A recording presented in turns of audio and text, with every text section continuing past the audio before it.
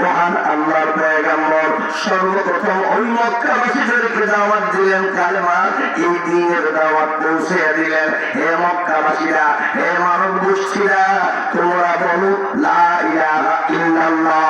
বন্ধুগণ আমার, যেই মক্কার মানুষ আমার নবীকে নবীর দায়িত্ব পাওয়ার আগে আমার নবীকে রহমাতুল লিল আলামিন করে ডাকতো। সুবহানাল্লাহ বলেন। আমার নবীর নাম মুহাম্মদ নাম ধরে মক্কার কেউ ডাকে নাই। আমার নবীকে আল আমিন খেতাব দিয়েছিলেন মক্কাবাসীরা।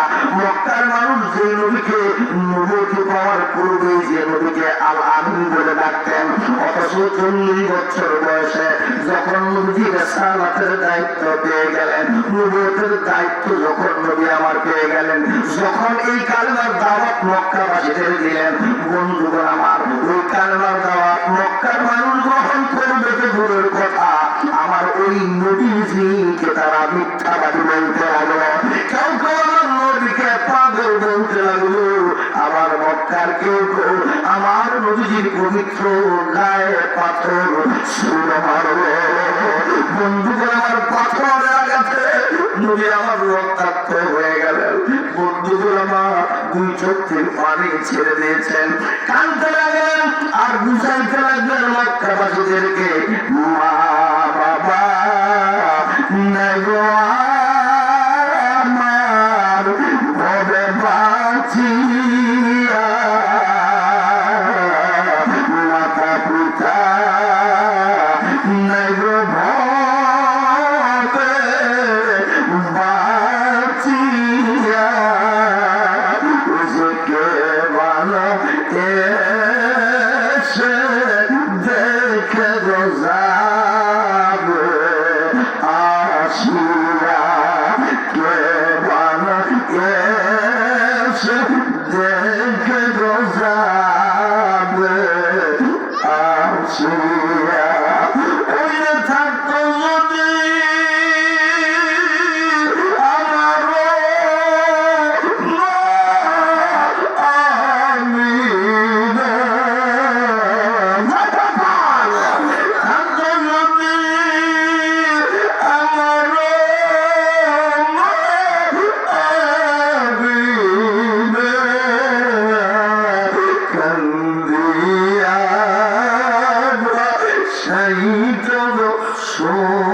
সোনার মদিনা কান্দিয়া সেই তো সোনার মদিনা। বলেন ঠিক কিনা? বন্ধুগণ আমার, নবীজির দেহ মুবারক থেকে যখন রক্ত ঝরতেছে, বন্ধুগণ আমার, খাতুন জান্নাত মা ফাতিমাতুল জোহরা দৌড় মারলেন, দৌড়ে নবীজির কাছে চলে আসলেন। কি হয়েছে বাবা তোমার? বন্ধুগণ আমার, আমার নবীজির চেহারা মুবারক থেকে খাতুন জান্নাত মা ফাতিমাতুল জোহরা রক্ত মুছে দিতে লাগলেন আর বলতে লাগলেন, বাবা গো, কে তোমার পাথর মারলো? মক্কার মানুষদের সাথে আমি কোনো অপরাধ করি নাই, কোনো ভুল করি নাই, কোনো অন্যায় করি নাই। আল্লাহ পাক আমার নবুয়ত দান করেছেন।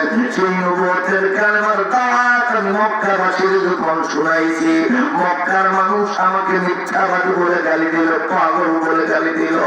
এরপরও কেউ সইতে পারলো না। আমি রাসূলের গায়ে তারা পাথর ছুঁড়ে মারল। আল্লাহর পয়গম্বর যখন যখন বুঝাইলেন, খাতুনে জান্নাত মা ফাতিমাতুল জোহরা বলেন, বাবা, যেহেতু তুমি আল্লাহর পক্ষ থেকে নবুয়ত দিয়েছ, সেই রিসালাতের দাওয়াত যখন তুমি দিয়েছ, এই অপরাধে মক্কার মুশরিকরা যখন তোমাকে পাগল বলেছে, যখন তোমাকে মিথ্যাবাদী বলেছে, যখন তোমার গায়ে পাথর ছুঁড়ে মেরেছে, বাবা, তোমার দেহ মুবারক থেকে যখন তার রক্ত ঝরালো, বাবা, আল্লাহর কাছে একটু ফরিয়াদ করবো। কোন বিষয়ে ফরিয়াদ করবো? খাতুনে জান্নাত মা ফাতিমাতুল জোহরা বলেন, ওই কাফের বেঈমান মুশরিকদের বিরুদ্ধে মহান আল্লাহর দরবারে বাবা তুমি লানত কামনা করো। তাই আল্লাহ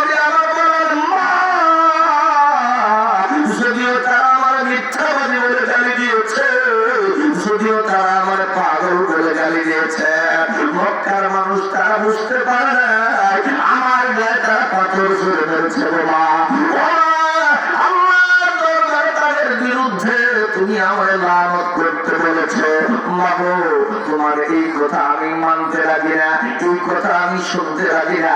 মক্কার মানুষ কাফের বেঈমান মুশরিকদের বিরুদ্ধে আমি লানত করতে পারবো না। কেন পারবে না? মহান আল্লাহর নবী জবাব দেয় ইন্নী লামুবআস লানা। আল্লাহু আকবার।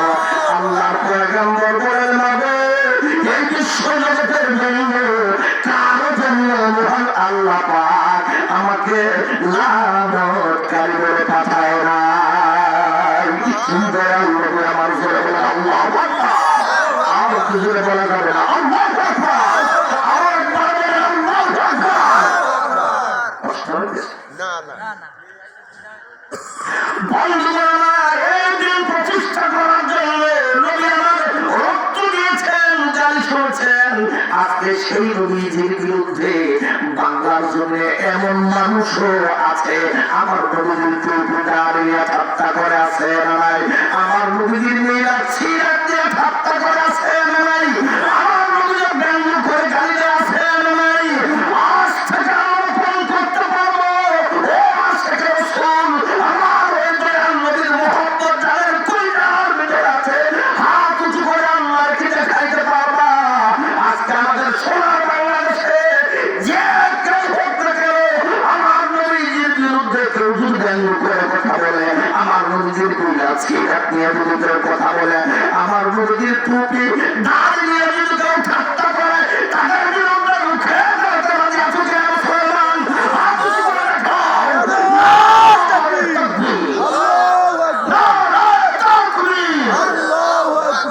হাত গুলে নামান সোনার ভাইয়ের আমার বহু টাকার বিনিময়ে ইসলাম, বহু কষ্টের বিনিময়ে ইসলাম। ইসলাম ভাই এমনি এমনি আসে নাই। এই জন্য আমাদের দিলের ভিতরে আমার নবীজির মহব্বত আছে না নাই? যে নবীজি দিনের জন্য এত কষ্ট স্বীকার করেছেন আমাদের জন্য, সেই নবীজির দেখিয়ে সত্য তোর নবীজির মহব্বত আমাদের কলিজা ভরা। চিল্লায় বলেন ঠিক কিনা?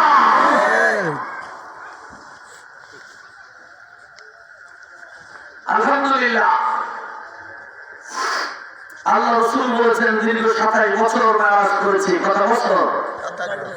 দীর্ঘ 27 বছর মেরাজ করে আসলেন। এসে সাহাবাদের বললেন সাহাবীরা আল্লাহর আরশের গায়ে আরবি হরফে ছোট্ট ছোট্ট করে একটা লেখা আছে। সুবহানাল্লাহ। আল্লাহ রাসূল বলেন যে লেখাটার মধ্যে কি আছে আল্লাহ ছাড়া দুনিয়ার কেউ জানে না, মানুষ জানে না, ফেরেশতারা জানে না, জিনেও জানে না, কেউ জানে না। স্বয়ং আল্লাহ নিজে আমাদের দেখাইছে এবং বুঝাইছে। সুবহানাল্লাহ। বন্ধুগণ আমার মহান আল্লাহর নবী যখন মেরাজ করে এসে এই গান শুনাইলেন সাহাবাদের সামনে, সাহাবীরা গো আল্লাহর আরশের গায়ে আরবি হরফে ছোট্ট একটা লেখা আছে। কি লেখা আছে আজ পর্যন্ত কোনো মানুষ জানে না, কোনো জিনজাত জানে না, এমনকি কোনো ফেরেশতারাও জানে না। কেবলমাত্র মহান আল্লাহ আমার দেখাইছে। কি লেখা আছে? সুবহানাল্লাহ বলেন। সাহাবীরা পাগল হয়ে গেলেন জানার জন্য। ওইখানে কি লেখা আছে আমাদের শুনান জোরে বলেন আল্লাহু আকবার। বন্ধুরা দক্ষিণ লাউফুলাকা সৈনিকেরা গো ওইখানে আল্লাহ রাসূল কি লেখা দেখে এসেছেন আপনারাও জানতে চান কিনা জোরে বলেন। আর জোরে বলেন জানতে চান কিনা? কে কে জানতে চান? হাত উঁচু করে একবার আল্লাহর দেখান তো দেখি। নারে তাকবীর, নারে তাকবীর, আল্লাহু আকবার, নারে তাকবীর, আল্লাহু আকবার। হাত তুলে নামান, আল্লাহ যেন কবুল করেন।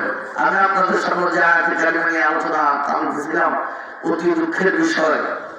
আমি তো আলোচনা সামনের দিকে নিয়ে যেতে পারতেছি না। 9টাই বাজে।